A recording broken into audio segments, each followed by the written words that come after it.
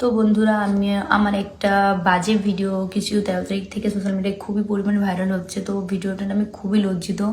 Actually ভিডিওটা আমি করেছিলাম, করার কারণ ছিল আমি আমার বয়ফ্রেন্ড একটা রুমে ছিলাম, আমরা টাইম স্পেন্ড করছিলাম, তো সেইভাবে মজায় মজায় আমরা ভিডিওটা করেছিলাম।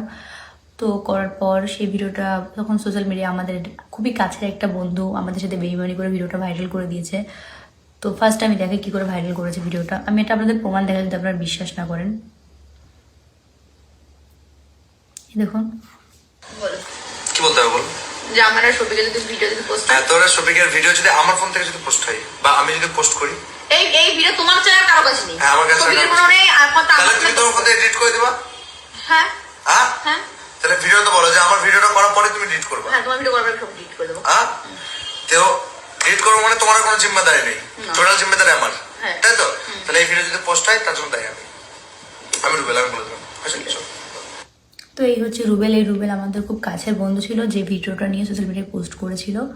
তো আমি তার বিরুদ্ধে কালকে সাইবারগ্রামে কেস করে এসেছি অলরেডি। আর এনাদের সঙ্গে আরো 2জন না 3জন জড়িত ছিল, তাদের বিরুদ্ধে আমি কেস করে এসেছি।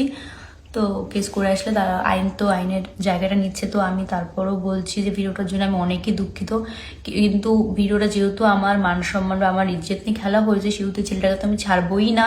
ছেলেটাকে নিয়ে আমি কালকে আবার যাব ওদের যে বাড়ি, যেখানে ওই থানায় একটা ওর ভিতরে একটা কেস করতে। আর এই ভিডিও নিয়ে আমার এসপির কাছে যেতে, আমি এসপির কাছেও যাব, যাতে আমার যেহেতু ইজ্জত নিয়ে মানে সোশ্যাল মিডিয়ায় খেলা হয়েছে, সেহেতু ওকে আমি ছাড়বো না। তো আমার যতদূর অবধি যেতে হয় আমি